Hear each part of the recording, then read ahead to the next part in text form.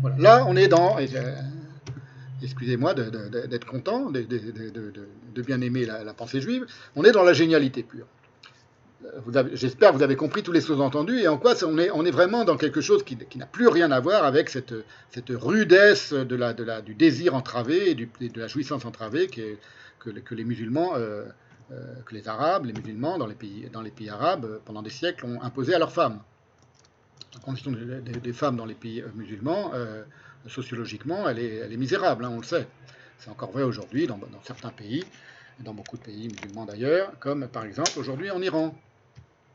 Voilà, donc je dédie ce petit passage de pure pensée juive de Rachi à toutes les belles, prodigieusement courageuses et audacieuses sœurs iraniennes, nos sœurs d'Iran, qui en ce moment sont tuées par dizaines par les forces de l'ordre parce qu'elles refusent d'être encore plus soumises et de continuer d'être soumises à cet immonde régime patriarcal et phallocratique qu'est le régime des mollahs en Iran.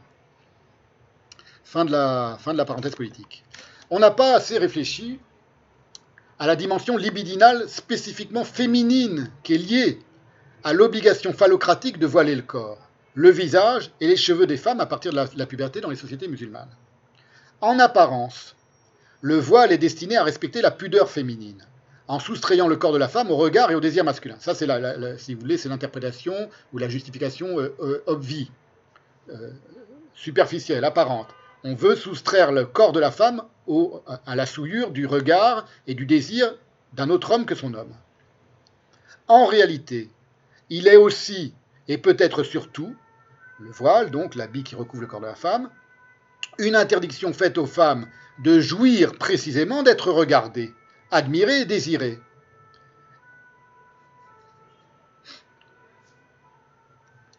D'ailleurs, au moment où j'énonce ceci, je viens de le dire, mais je le redis maintenant, les courageuses femmes d'Iran meurent sous les balles de la police des mœurs pour tâcher de s'émanciper d'un phallocratisme fanatique, ayant déclaré la guerre à quoi? À leur beauté. La guerre, elle est déclarée à leur beauté, à la jouissance par elles-mêmes de leur propre beauté. C'est les miroirs des filles d'Israël. Et faut-il s'en étonner, à l'État d'Israël, dont l'Iran est aujourd'hui l'un des ennemis les plus activement acharnés. Parce que l'Iran se déclare ennemi des États-Unis, mais l'Iran n'est pas en train d'envoyer des armes pour les gens qui bombardent les États-Unis, alors qu'ils envoient des armes et ils aident très activement. C'est un ennemi d'Israël au sens actif, pas simplement au sens idéologique. L'un des ennemis les plus activement acharnés, ce qui relève d'une parfaite absurdité sur un plan géopolitique, puisqu'il n'y a aucune frontière commune entre l'Iran et Israël, aucun contentieux territorial, économique ni culturel, au contraire, puisque la Perse de la reine Esther a une place de choix dans la Torah, on le sait, c'était en Perse, c'est devenu l'Iran, et même pas historique, puisque le Shah d'Iran a été très tôt un ami d'Israël, et l'Iran fut avec la Turquie le deuxième État musulman à reconnaître Israël, jusqu'à son renversement par Khomeini en 1979. On a dans le Talmud, toujours pour continuer sur cette histoire de la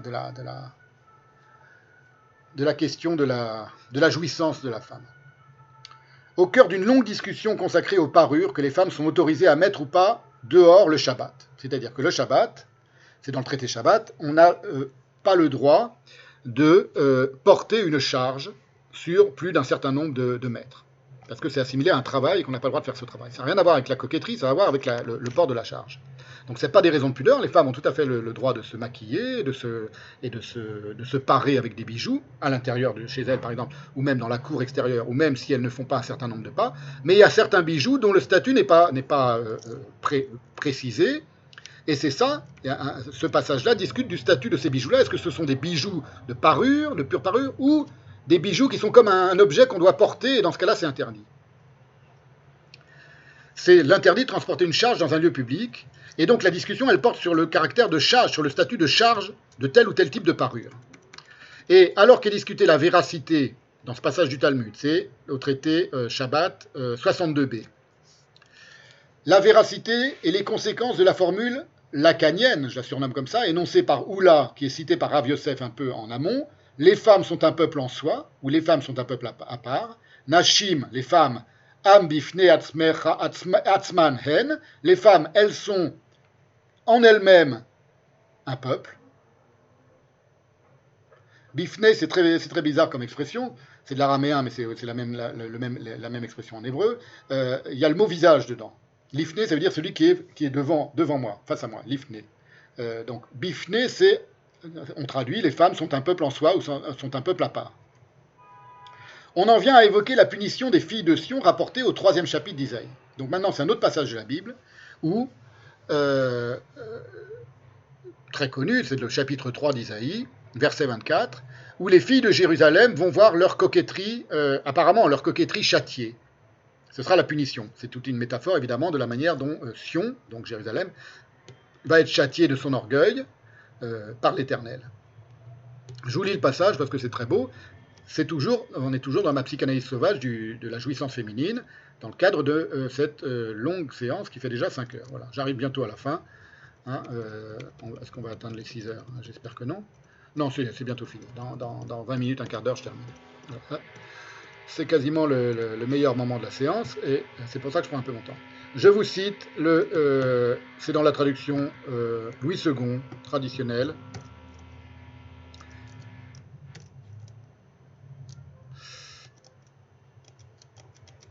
Vous savez quoi, j'ai essayé de voir. Non, bon, je voulais mettre la belle peinture de Solika Hatchuel à côté, mais c'est pas grave. Je vous mets le verset. L'Éternel, Isaïe donc, chapitre 3, verset 16. L'Éternel dit, les filles de Sion sont orgueilleuses et marchent le cou tendu et le regard effronté. Elles vont à petits pas et font résonner les boucles qui ont leurs pieds. Donc dans le passage du traité Shabbat, je ne vais pas tout vous lire, dans le Talmud, on analyse quasiment chaque mot et on en trouve des significations inédites. À cause de cela, le Seigneur rendra chauve le sommet de leur tête. L'Éternel dégarnira leur front. Ce jour-là, le Seigneur enlèvera les boucles qui servent d'ornement à leurs pieds, ainsi que les filets et les croissants, les boucles d'oreilles, les bracelets et les voiles, les diadèmes, les chaînettes des pieds et les ceintures, les boîtes à parfum et les amulettes, les bagues et les anneaux du nez, les habits précieux et les larges robes, les manteaux et les sacs à main, les tissus fins et les chemises fines, les turbans et les châles. Au lieu de parfum, il y aura de la pourriture, au lieu de ceinture, une corde, au lieu de cheveux bouclés, une tête chauve, au lieu d'un large manteau, un sac étroit, c'est ce verset qu'on va analyser, ce fragment, au lieu d'un large manteau, un sac étroit, une marque faite au fer rouge au lieu de la beauté. Tes hommes tomberont sous l'épée immédiatement après, donc les femmes vont être punies de leur coquetterie. Dans leur coquetterie, c'est pas tellement de leur coquetterie, c'est de leur orgueil. Elles vont être punies dans leur beauté même. Elles vont pas être punies de leur beauté. Elles vont être punies d'avoir exhibé cette beauté avec orgueil. Ce que développe le Talmud, bon, je n'ai pas le temps de tout vous lire. Mais remarquez qu'immédiatement après, verset 25, tes hommes tomberont sous l'épée, tes héros tomberont au cours du combat. Les portes de Sion gémiront et seront dans le deuil, dépouillées, elle s'assiera par terre. Donc on parle de Sion, hein, Jérusalem, Sion, sionisme, Israël, l'État d'Israël, juif, tout ça, c'est une seule et même chose. Hein, faut le comprendre. Je dis c'est une seule et même chose pour aller vite. C'est une seule et même. C'est pris dans une seule et même spiritualité. Alors il s'agit en réalité de bien davantage que de châtier l'orgueilleuse coquetterie des jeunes filles de Jérusalem. Car les rabbins du Talmud ne sont pas dupes quant aux résonances profondément libidinales du passage. Et ils expliquent, font sonner les clochettes de leurs pieds, dans le texte, elles remplissaient leurs chaussures de parfum. Écoutez bien, rappelez-vous l'histoire des serpents de tout à l'heure, de Tirésias. Elles remplissaient leurs chaussures de parfum et marchaient dans les rues de Jérusalem. Et quand elles rencontraient des jeunes gens d'Israël, elles tapaient leurs pieds sur le sol. Ça, c'est le Talmud qui explique ça. Elles tapaient leurs pieds sur le sol et faisaient jaillir le parfum vers les jeunes gens. Et le mauvais penchant les pénétrait comme le venin d'un serpent fâché. C'est prodigieux. Le mauvais penchant, dans le judaïsme, c'est l'attirance sexuelle, évidemment, en dehors du mariage. Même dans le mariage. Il les pénétrait, le mauvais penchant les pénétrait comme le venin d'un serpent fâché. Donc le mauvais penchant, il vient des femmes. Elles leur projettent du parfum, elles projettent du mauvais penchant sur les hommes qui les voient et qui sont hypnotisés par leur beauté, par le parfum et par leur sensualité. C'est extraordinaire. Elles vont être châtiées de cela. Vous voyez, on voit la différence entre les saintes qui prennent un miroir et qui jouissent narcissiquement de leur plus supérieure beauté à leurs hommes et qui vont revigorer leurs hommes. Et là, les jeunes filles de Sion, de Jérusalem, d'Israël, les filles d'Israël, qui projettent du désir sur l'homme, mais qui est un désir inassouvissable sur le moment même, puisqu'évidemment, ils ne vont pas aller les copuler avec elles sur place. Ils vont être attirés et donc ils vont subir la morsure du désir. Ce que j'ai appelé dans un de mes textes la morsure sucrée du désir. comme un serpent fâché, comme le venin d'un serpent fâché, dit le Talmud. Et puis, au verset, là ça devient très intéressant, le verset, le fragment de verset, dans tout ce petit passage, qui est traditionnellement traduit par, je vous envoie le texte, par les manteaux, les larges manteaux, au lieu d'un large manteau, un sac étroit, avec le mot sac en hébreu qui veut dire sac, que Shuraki rempart à la place de la chamarrure une ceinture de sac. Il y a le mot hébreu, dont vous avez ici la première partie, je vous mets en hébreu dans le Jastrov, dans le dictionnaire araméen de Jastrov, qui est décomposé en deux mots, donc qui est ce qui est rendu par chamarrure, par Shuraki. Ça ne veut pas du tout dire, enfin, si, ça veut dire aussi chamarrure, ça veut dire un large manteau ouvert, une large ouverture. C'est pétigil en hébreu. Dans le texte en hébreu, dans le verset d'Isaïe, c'est pétigil. Au lieu d'un pétigil, un sac. À la place, et le Talmud le traduit comme ça, il le comprend comme la jouissance, pétigil. Péti, péta, ça vient de patar, péti c'est ce qui est ouvert, et gil c'est gaïl, c'est la joie. Comme dans le prénom, par exemple, à la fin du prénom de ma fille, Abigaël, qui signifie mon père, Abi, Gaël, est en joie. Gil, Gaïl, c'est la joie. La joie, la jouissance, la réjouissance. Voilà ce que dit le Talmud. Il prend ce petit fragment du passage d'Isaïe et il l'interprète. À la place de la jouissance, pétigil, la joie de l'ouverture, si vous voulez, la jouissance, c'est comme ça, pétigil, elles se vêtiront d'un sac. Sac en hébreu. Vous voyez, dans le texte, dans le dictionnaire de Jastrow, il explique que péti, qui vient de patar, ça veut dire être largement ouvert, être accessible aux influences, ouvrir le cœur ou persuader, dans un bon sens, dans un sens positif, conquérir, gagner, gratifier, mais également séduire. Vous voyez, tout en bas de la notule, to seduce. Voilà.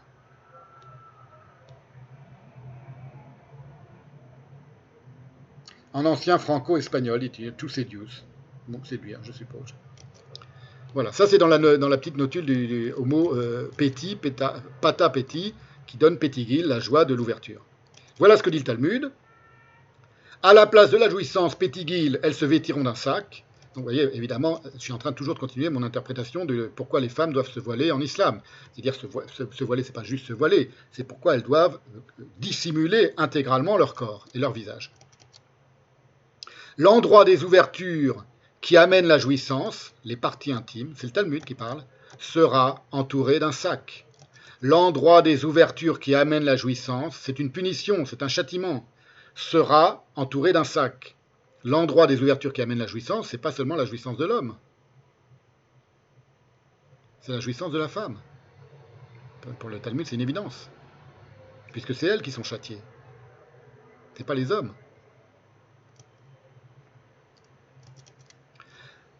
Le mot araméen pétigil, qui est usuellement rendu par large manteau ou robe de luxe, une belle robe, une robe qui vaut cher, de luxe, pétigil, est ici décomposé par les talmudistes, par les rabbins en péti, l'ouverture, mais aussi, je vous l'ai dit, la persuasion, c'est-à-dire ce qui ouvre le cœur, la conquête, la séduction, l'incitation, et gil, la joie, comme dans Abigaël. Il ne fait pas mystère que le sac, entre guillemets, sert à entraver, il dit à la place, dit Isaïe, à la place de la jouissance, le sac. Il sert à entraver, c'est-à-dire à empêcher vraiment. Pas à dissimuler, pas à protéger, pas à renfermer. À la place. Tachat. Entraver la jouissance de ce peuple à part que sont les femmes. C'est prodigieux.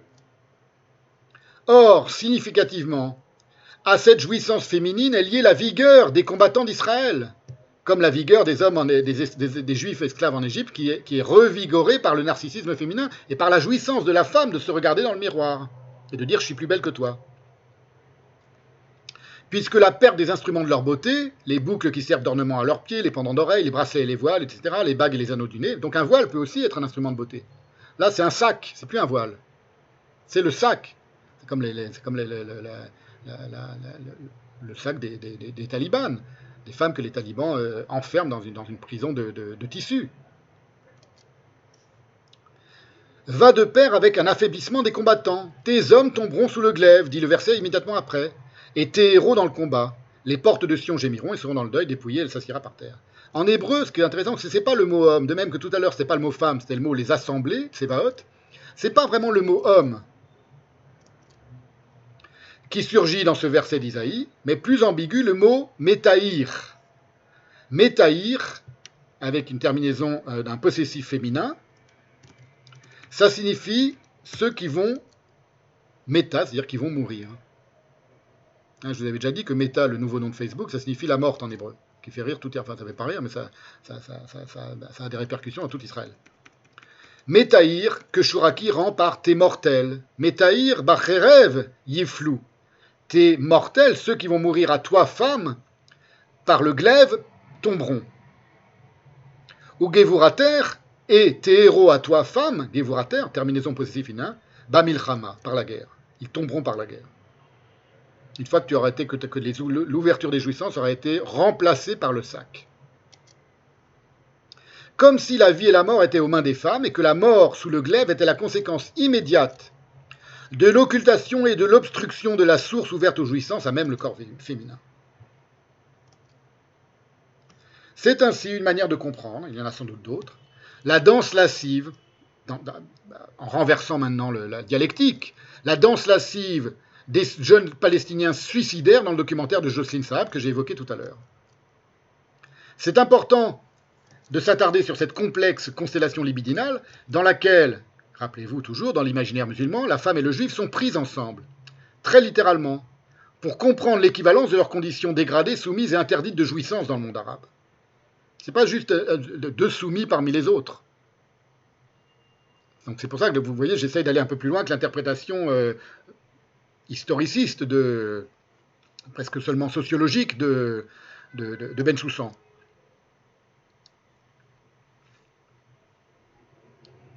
En 1905, lorsque le pacte d'Omar est renouvelé et que la dimitude est remise à jour, on peut y lire que les Juifs n'ont pas le droit de chevaucher sur des selles, mais seulement de monter comme des femmes, je vous l'ai déjà dit tout à l'heure, qui n'élèveront pas la voix en lisant et ne souffleront pas fort dans leur chauffard. Enfin, qu'il est de leur devoir de reconnaître la supériorité du musulman et de lui faire honneur. Exactement, on remplace le mot juif par une femme, tout est valable dans le monde musulman. Et Georges Bensoussan a souligné la communauté de servilité, de soumission et d'humiliation de la femme et du juif dans le monde musulman, allant jusqu'à la dénicher dans la pratique sexuelle coutumière dans les pays musulmans. Voilà ce qu'écrit Bensoussan, c'est très important à écouter, après tout ce qu'on vient de dire. En 1909, à Bagdad, Franco, de l'Alliance israélite universelle, expliquait le mépris de l'homme musulman pour son épouse. On est en 1909, ce n'est pas des théories d'aujourd'hui, ce n'est pas de l'islamophobie d'extrême droite. C'est un membre de l'Alliance israélite universelle qui parle de l'arriération des rapports entre l'homme et sa femme dans les pays musulmans. Poussé, écrit-il, jusqu'aux dernières limites, le mépris de l'homme musulman pour son épouse. Elle est pour lui un être inférieur qui doit croupir dans l'ignorance et dans l'ennui. Elle est faite pour garder la maison et pour être l'esclave du maître. Rappelez-vous qu'à Daesh, ils avaient des esclaves sexuels, des femmes esclaves sexuelles. Donc c'est quelque chose qui est bien ancré quand même dans la culture traditionnelle musulmane. Le contrat de mariage est l'appropriation, continue Bensoussan, de la femme par l'époux. Derrière chaque esclave femme, trait d'union, il y a un projet de société fondé sur l'asservissement, cite-t-il, du plus faible au plus fort. Il continue de situer Franco. À commencer par le voile qui marque la limite entre le monde de la liberté, il désigne ce qui est protégé, dit Bensoussan, et celui de la servitude. Les femmes sans voile sont des esclaves, des domestiques, des proies. Notre autre interprétation que la mienne, évidemment un peu plus usuelle, un peu plus banale. Pour de nombreux commentateurs, dit-il, c'est Bensoussan toujours, l'acmé de cette soumission est l'acte sexuel lui-même, cet instant d'union devenu l'instant crucial de la désunion. Et il cite encore Franco, l'envoyé de l'Alliance israélite universelle. Comme dans la relation servile de façon générale, la femme est là, écrasée et n'opposant aucune résistance. Elle est toute au maître, à l'image des serviteurs du prince qui ne sont que pour lui. Explique, excusez-moi, non, c'est pas Franco, c'est un sociologue contemporain, Mohamed Ennaji, cité par Bensoussan, donc sur les rapports entre le féminin et le masculin dans la copulation dans les pays musulmans. enfin dans les cultures musulmanes. Je répète, comme dans la relation servile de façon générale, donc c'est une citation de Mohamed Ennaji, la femme est là, écrasée et n'opposant aucune résistance, elle est tout au maître, à l'image des serviteurs du prince, qui ne sont que pour lui. Il en va de même, je crois que Mohamed Ennaji a fait tout un livre sur les relations sexuelles dans les pays musulmans. Il en va de même, enfin des relations hommes-femmes plutôt. Il en va de même avec la cérémonie du mariage, qui reproduit symboliquement la violence de la conquête initiale, entre guillemets. La sexualité, continue Bensoussan citant Mohamed Ennaji, n'est pas ici une voie d'accès à la liberté et au plaisir, à l'exercice de la souveraineté du sujet sur sa vie, mais là, et il cite, récompense pour l'asservissement d'autrui. Donc la récompense pour l'homme de l'asservissement de la femme. Et alors, très logiquement, d'une certaine manière, le juif est considéré comme une femme, pour toutes ces raisons libidinales tordues qu'on vient de voir, mais le juif et la femme, du coup, sont dans une...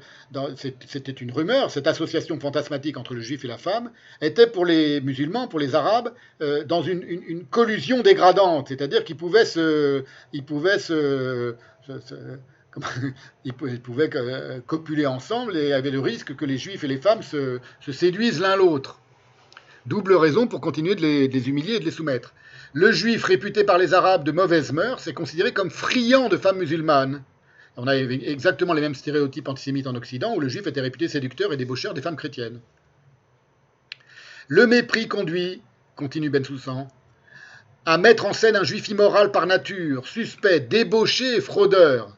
Pour le récit arabe, y compris universitaire, c'est Mohamed Kenbib, les juifs introduiraient, donc là il attaque Mohamed Kenbib, l'historien marocain Mohamed Kenbib, Bensoussan, les juifs introduiraient de mauvaises mœurs, ou profiteraient de l'arrivée des Européens pour s'y livrer, comme lors de l'invasion espagnole de Tétouan en 1860.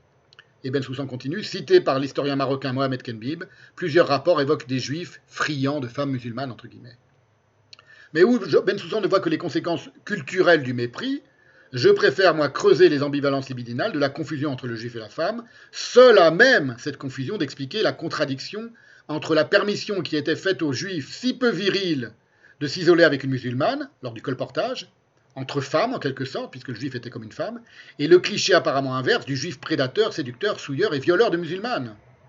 Et le juif violeur de musulmanes, c'était une rumeur qui courait dans toute la Palestine pour calomnier les sionistes. C'est Nathan Weinstock qui rapporte, toujours dans son petit livre, le juif est comme un chien, histoire de chien. Voilà, je vous l'ai montré, je vous le remonte une dernière fois. Il rapporte que les sanglantes émeutes de Jaffa le 1er mai 1921 se déroulent au cri de « Musulmans, défendez-vous, les juifs tuent vos femmes ». Reprenant l'invocation, dit-il, d'un archétype classique de l'imaginaire raciste ou sudiste, entre guillemets, exact équivalent proche-oriental de la hantise qu'exprime « touche pas à la femme blanche ». Donc, ni Bensoussan, ni Weinstock ne comprennent réellement au fond qu'est-ce qui est en question. Il me semble que j'en ai donné une interprétation assez fine dans cette dernière partie de la séance. Il cite aussi Benny Morris, Weinstock, qui rapporte les rumeurs contradictoires pesant en Palestine ottomane sur les premiers sionistes. Les premiers sionistes, c'est-à-dire des juifs contrevenant à leurs conditions de sexe faible, parce qu'ils se défendent des attaques, armes à la main, qui sont accusés à la fois de violence contre les femmes et, c'est très intéressant, d'insignifiance. Vous voyez comment si on ne comprend pas toute cette dialectique libidinale tordue dans l'imaginaire musulman concernant à la fois les juifs et les femmes, on ne comprend pas cette contradiction. C'est inexplicable. Les juifs sont à la fois les plus faibles des êtres et ceux qui violent et qui violentent les femmes musulmanes. Alors que la violence sexuelle exercée à l'égard de la femme musulmane est traditionnellement pour un musulman un acte de virilité extrême. Donc il faut savoir, les juifs, soit ils sont virils et violents et violeurs, soit ce sont des femmes et on les laisse avec les femmes sans rien craindre. Comment les deux peuvent se combiner?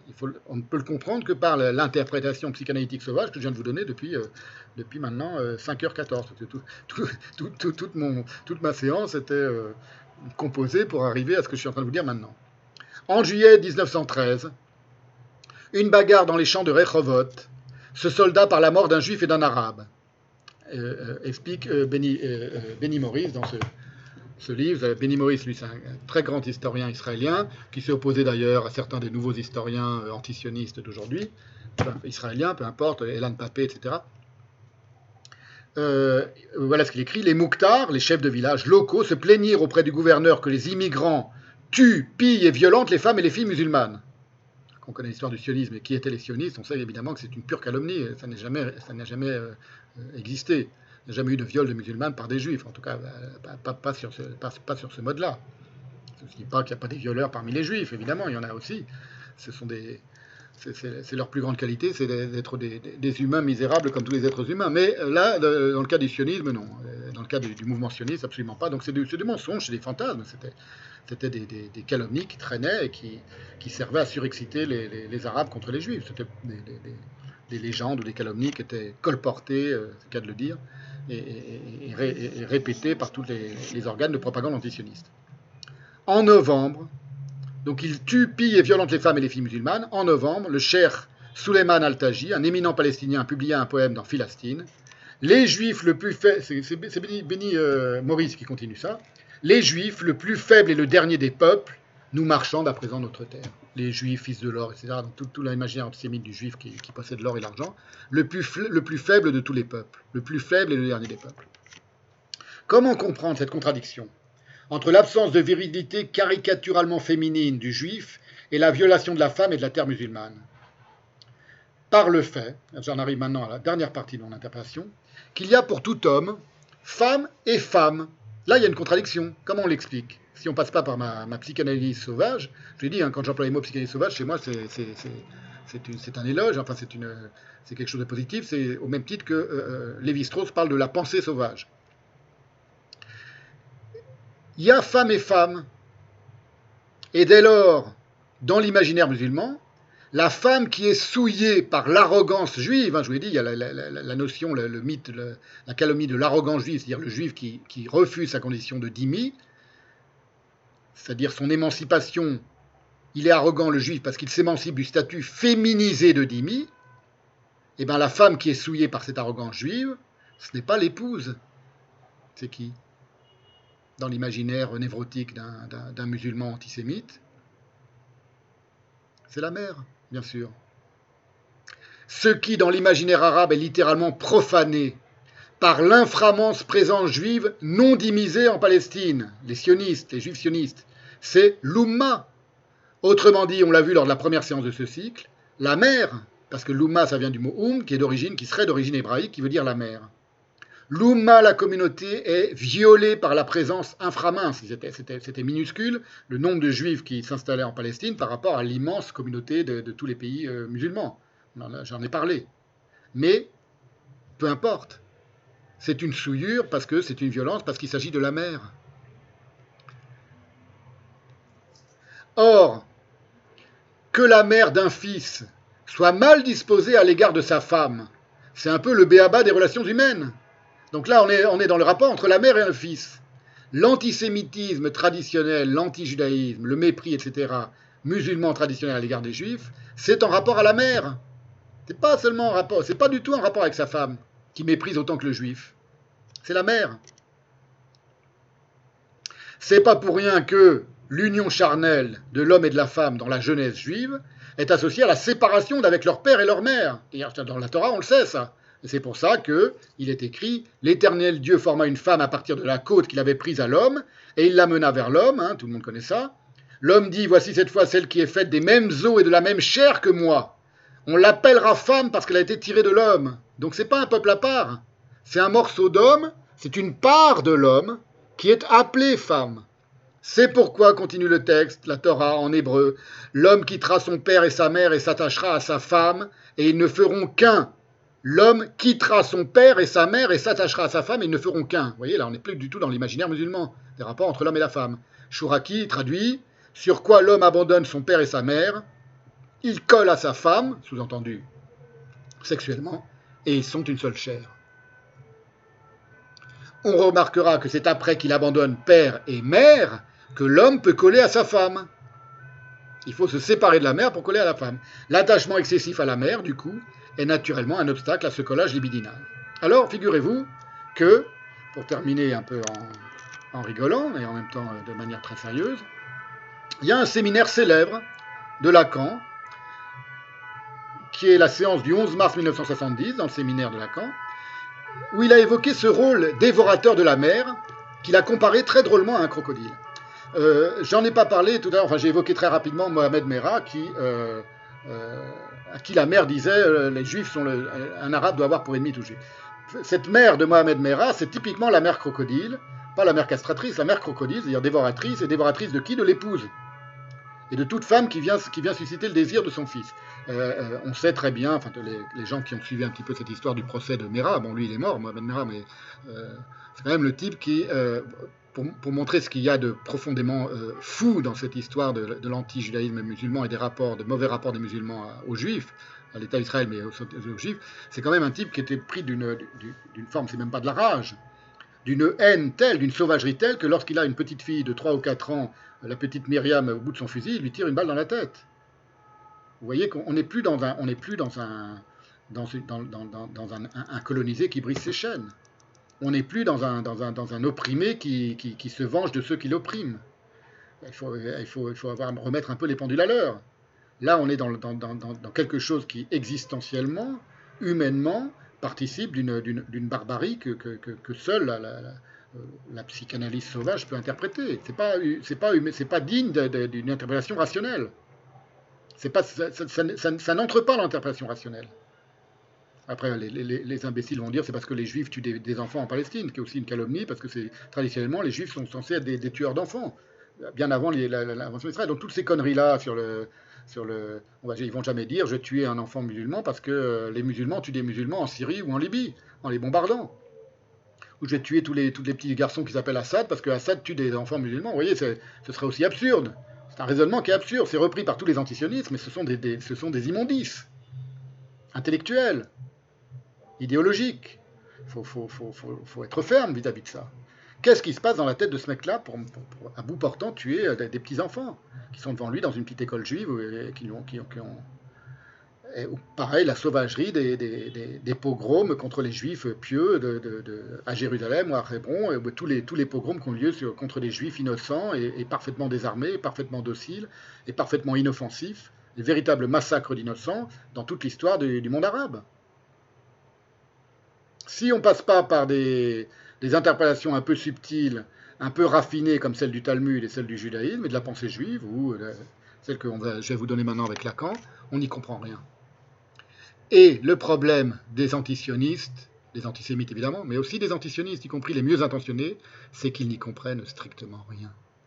Ils ne comprennent rien, à ce que sont les juifs et à ce que ne sont pas les juifs, et ils ne comprennent rien à ce qu'ils sont eux-mêmes. C'est tout.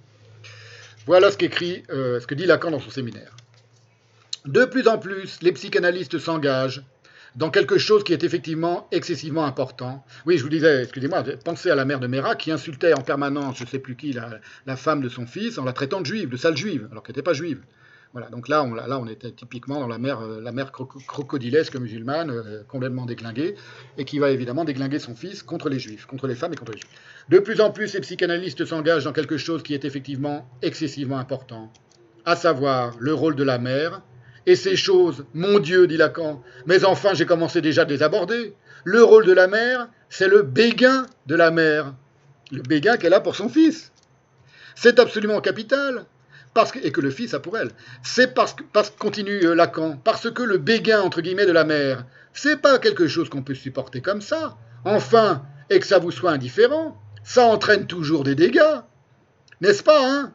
Un grand crocodile comme ça, hein? Dans la bouche duquel vous êtes. C'est ça la mère, non?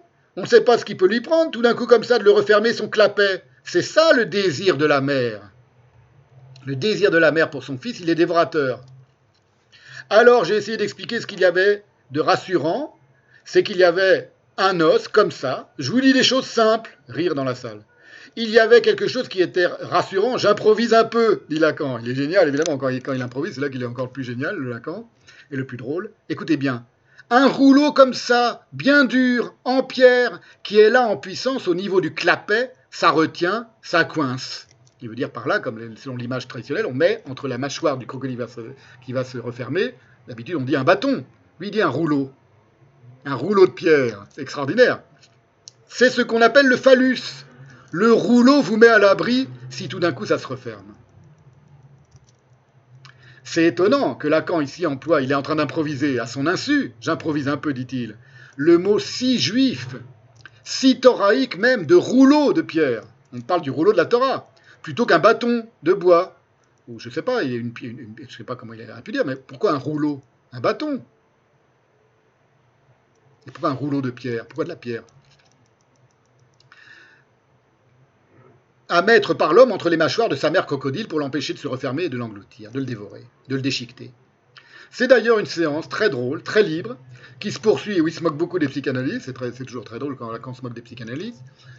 C'est ce qui fait moins rire certains psychanalystes canadiens. Oui, je me suis fait un peu disputer par un monsieur charmant qui m'a dit, quand vous dites du mal sur Facebook, par exemple, quand j'ai des polémiques avec certains psychanalystes lacaniens qui disent des crétineries à propos des juifs et à propos de Godard, ils disent, vous vous moquez des psychanalystes lacaniens en disant que Lacan les méprisait, dites des psychanalystes s'il vous plaît et pas tous les psychanalystes, donc il a raison, mais culpa.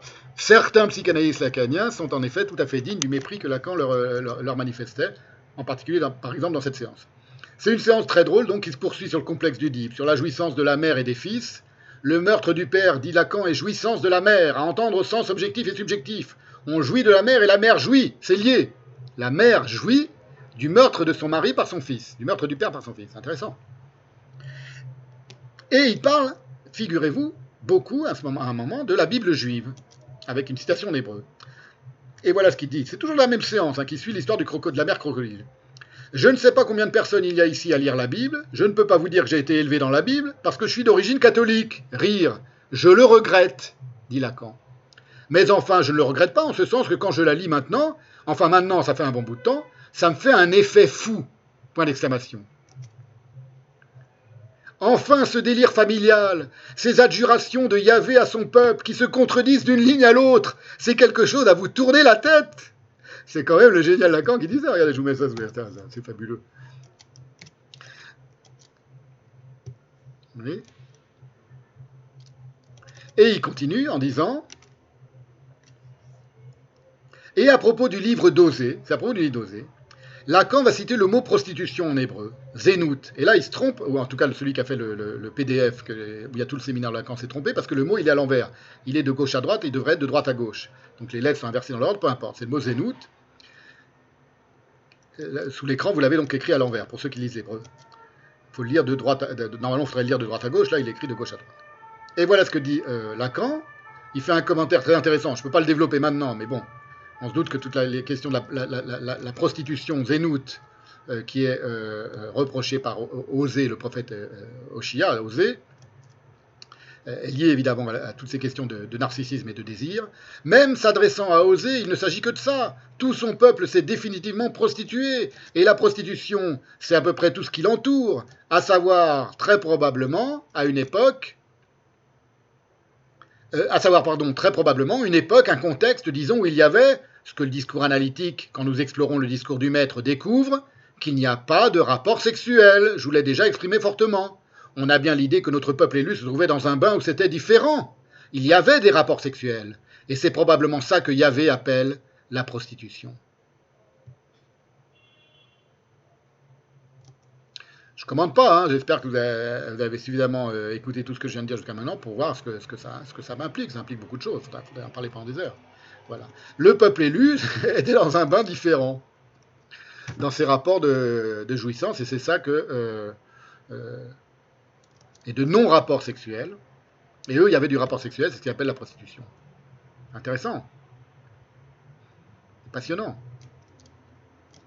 N'oubliez pas que des gens m'ont signalé ça aussi, que à propos du titre de cette séance, qu'il y a toute la question de l'androgynie dans la pensée juive. L'homme a été fait d'abord mâle et femelle dans la Bible. Voilà, je termine maintenant. Bientôt.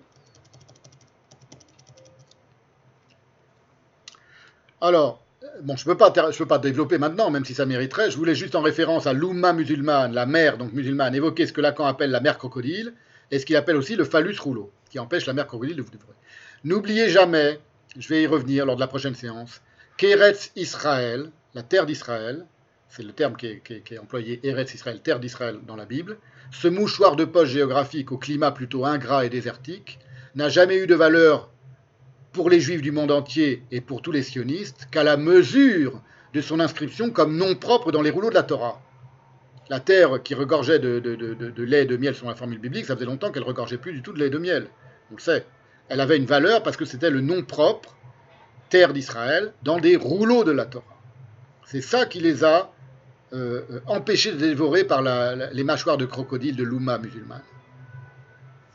Alors, pour terminer, en dehors du contexte islamique, il y a un type, je citais maintenant deux antisémites, pour qu'il n'y ait pas de jaloux, un juif antisémite devenu chrétien, mais pas du tout arabe ni musulman, et un imam, pour terminer. Il y a un type, tout en dehors complètement du contexte islamique, qui a explicitement associé très péjorativement le juif et la femme, pour vous montrer vraiment que tout ça, ça remue des fantasmes, et que si on passe pas par la psychanalyse sauvage, on n'y comprend rien. C'est le philosophe viennois Otto Weininger. Alors je remercie à cette occasion Nicolas Cohen-Steiner, qui me l'a rappelé. Et du coup, je suis retourné, je l'avais lu il y a tellement longtemps que ça ne m'était pas venu quand j'ai préparé cette séance à l'esprit, mais du coup, je suis retourné voir mes anciennes notes de lecture, de sexe et caractère, et je vous fais un petit topo rapide, je ne développe pas, c'est juste avant de conclure cette séance, pour qu'on ait une anecdote un peu contemporaine, et pour montrer que ce sont des choses qui ne sont pas propres uniquement à l'imaginaire musulman. L'imaginaire musulman, il s'est déployé, il s'est développé sur ce mode-là, complètement névrotiquement sclérosé à l'égard des juifs et des femmes. Et il aurait pu parfaitement, et à certaines époques, on le sait, il aurait pu diverger complètement et être beaucoup plus ouvert, beaucoup plus à la sensualité féminine, à la sensualité, à la joie juive. C'était envisageable. Weininger, lui, dont un de ses contemporains dit qu'il manquait complètement d'humour, c'était un juif qui est né en 1880 à Vienne, justement, dont j'ai parlé, qui est mort en 1903, un type qui c'est pour ça que j'en parle, c'est en lien avec les commandos suicides palestiniens du Fatah, qui s'est suicidé à 23 ans. 23 ans, il s'est complètement déprimé. À 20 ans, il écrit une thèse, Héros et psyché, dont il soumet la lecture à Freud, qui ne paraît pas en avoir fait grand cas, il ne lui a même pas indiqué d'éditeur ni rien, on ne connaît pas la réaction de Freud, donc ça ne l'a pas intéressé. Il se convertit ensuite au christianisme, en 1902. Donc en 1900, il a 20 ans, il écrit Héros et psyché. En 1902, il se convertit au christianisme.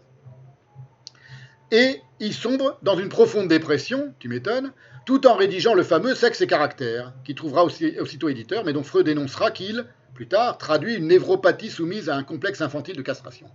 C'est un texte extraordinairement antisémite, extraordinairement misogyne, et un peu délirant, voilà, qui n'est pas très intéressant, autrement que comme symptôme. D'un point de vue de la pensée, ça n'a aucun intérêt.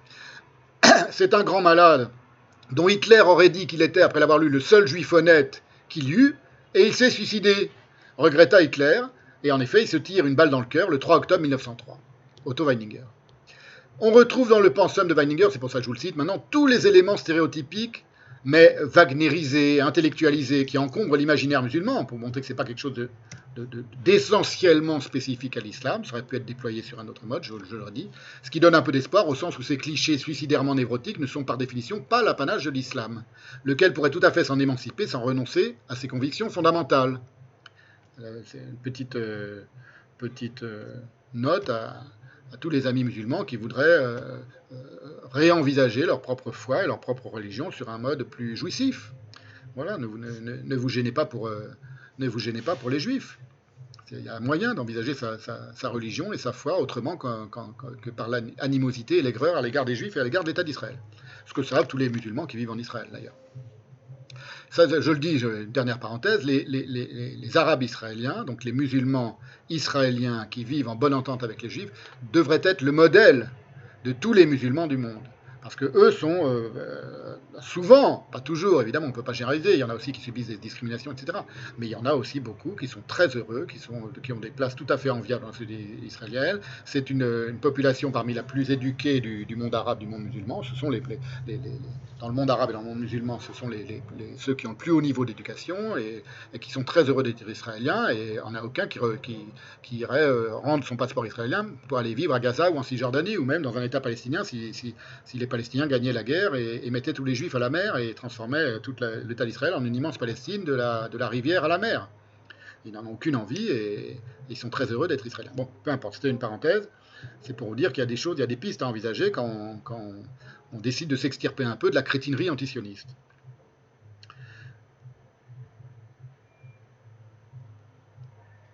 Alors, Weininger aime aussi peu les Juifs. Il dit que le judaïsme, c'est l'extrême de la couardise que les femmes. Il a autant de mépris pour les Juifs que pour les femmes, qui se confondent parce qu'il dit qu'il y a une part féminine en chacun qui est la juiveté. Il appelle ça la juiveté de chacun, c'est la part féminine. Donc il confond les femmes et les filles, et les femmes et les juifs. Et il a autant d'animosité pour les uns, les unes et les autres qu'il se déteste lui-même. Et sa haine de soi est si poussée à l'extrême qu'elle lui fait fantasmer une figure juive universelle, dont tous les traits détestables sont évidemment, une fois de plus, conçus en miroir. Les juifs sont comme les femmes, à la fois dépourvus d'humour et railleurs, dit-il.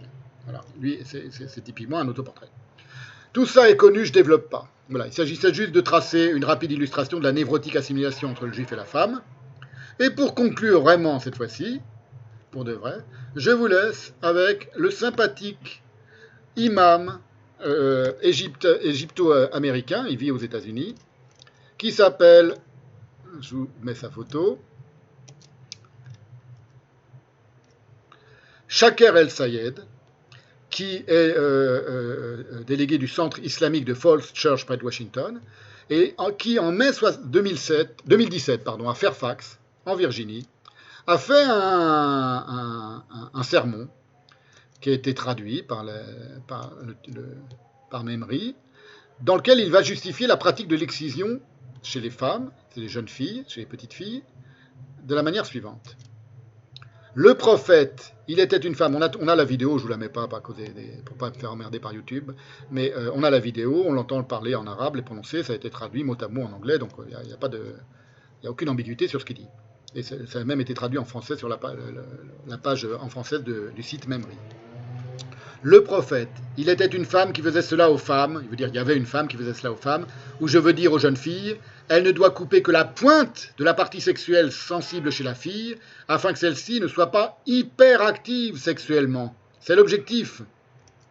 Donc il prône l'excision, mais l'excision uniquement de la pointe du clitoris, dit-il, parce qu'elle ne soit pas hyperactive sexuellement. C'est sympa. D'un autre côté, dit-il, encore, on constate que dans des sociétés où l'excision est totalement interdite, l'hypersexualité s'empare de l'ensemble de la société et une femme ne se satisfait pas d'une, de deux ou de trois personnes. Oui, voilà, on voit le grand délirant quand même. C'est, à Dieu ne plaise, ce qui se produit actuellement même dans des sociétés musulmanes où l'excision est prohibée. Ils se servent d'une erreur commise pour interdire la tradition et ils finissent par causer beaucoup de dégâts à l'autre extrême de la vie sexuelle d'une femme. Et quelques semaines auparavant, le même homme, le même imam, s'en était pris aux Juifs, une fois de plus, accusés d'être des tueurs de prophètes. Il faisait que citer le Coran, hein, c'est dans le Coran, mais il innova en distinguant le terme juif de celui d'Israël. Voilà, et ce sera la conclusion de cette séance qui nous introduira à la prochaine séance, qui sera consacrée au mot chose Israël comme épine dans l'immense babouche de l'Oumma musulmane, le mot chose Israël. Voilà ce qu'il écrit. Et il a été très malin de la part des Juifs. Non, pardon, il y a une différence entre les Bani Israël, les Israélites en arabe, la communauté historique des enfants du prophète Jacob, dont le nom est aussi Israël, et la communauté juive actuelle, telle que nous la connaissons. Ce ne sont pas les mêmes. Donc, lorsque vous dites juif, ce n'est pas comme si vous disiez israélite. Il a été très malin de la part des Juifs, dit-il encore, d'aujourd'hui, d'appeler l'État qu'ils ont occupé Israël. C'est lui donner un nom qui a un sens, qui est important et honoré par les musulmans. Dès lors, si vous parlez contre Israël, l'État, il l'interprète comme si vous parliez contre Jacob et ses enfants et contre votre propre livre. Mais nous devons comprendre ce à quoi nous avons affaire. Nous avons également affaire à de la manipulation. J'espère que personne ne me traitera d'antisémite, parce que je suis plus sémite que ceux qui se disent sémites. Voilà. L'imam Shaker El-Sayed, de Virginie. Le mec, il est dans l'État de Virginie, aux États-Unis. En conclusion, pour le dire comme Ludwig Born, B-O-R-N-E, qui était un ami de Heine, de Heinrich Heine, et fondateur avec lui du mouvement de la Jeune Allemagne, ils sont tous fascinés par le cercle magique juif, personne ne peut en sortir. Merci de votre patience, c'est une longue séance de 5h39. Voilà. Alors je le dis maintenant en conclusion, Elle sera diffusée dimanche. Là, on est jeudi, il est 17h maintenant. Je termine cette séance, l'enregistrement. Et sous forme de première YouTube, c'est-à-dire que je serai présent et j'enverrai les liens. On pourra plus ou moins discuter et dialoguer pendant que la. Je vais tenter ça, on va voir si ça marche. Pendant que cette vidéo sera diffusée. Et comme ça, on verra. On verra si c'est intéressant ou pas. Ce sera comme un direct quasiment, mais où on pourra dialoguer. On va voir si j'ai la patience de faire ça. En tout cas, ça me permettra à certains moments d'envoyer les liens dont je parle. Si je reste pendant les 5h40, je vais essayer. Donc ce sera dimanche prochain à 14h. Donc là maintenant, je fais un petit zigzag dans le temps. Nous sommes dimanche et vous êtes en train de m'écouter alors que j'ai enregistré tout à le jeudi précédent. Merci et à la prochaine fois.